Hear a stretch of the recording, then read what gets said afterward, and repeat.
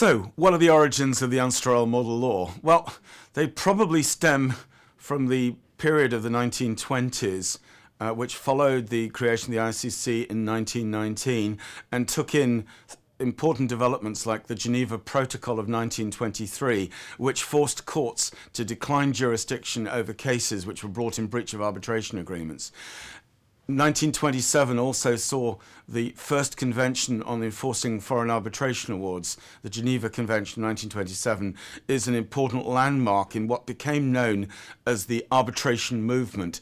That term was coined by Arthur Nussbaum, who himself edited 3 issues in the 20s and 30s of the Yearbook of Commercial Arbitration in its German version of the very first yearbooks, in which he brought together information about arbitration around the world and wrote his own essays about how he saw this movement developing.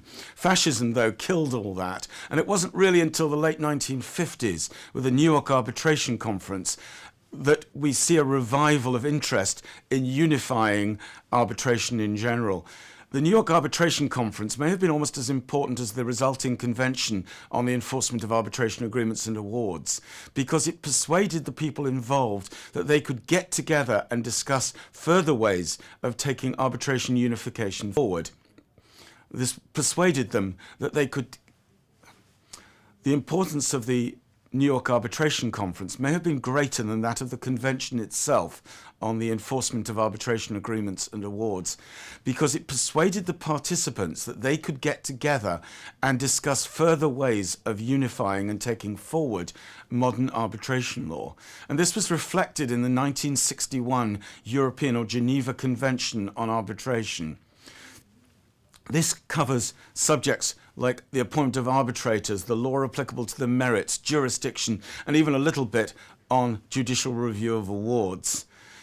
The first sign of trouble, though, for the unification movement came from the fact that Switzerland and the United Kingdom, 2 of the 3 most important countries for arbitration in Europe, even today, both refused to ratify the convention. And the unification movement finally hit the buffers in 1964 at Strasbourg, where there was an attempt to produce a uniform law on arbitration, which only Belgium and Austria were prepared to sign up to, and only Belgium ever enacted.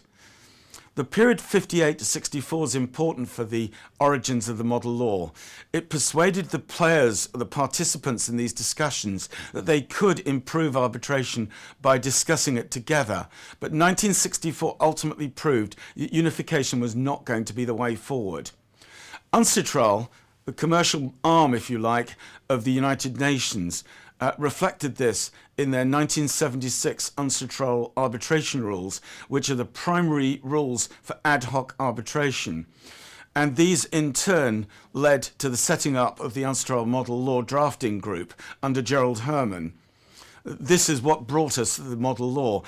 The UNCITRAL model law also benefited from another trend in arbitration, which was that starting in 1969 with the Swiss Concordat, the major arbitration centres of Western Europe were starting to think about how to improve their arbitration legislation.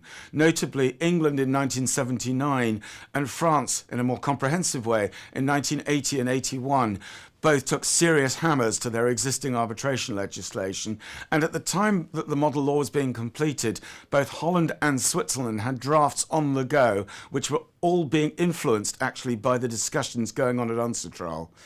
So there was 2 strains to the model law. One was a contribution to discussion about unification of arbitration law or improvement of the statutes involved. And secondly, a hope by the United Nations that it could supply the developing world with arbitration statutes of a universally acceptable standard so as to take economic development in their countries forward. Thank you.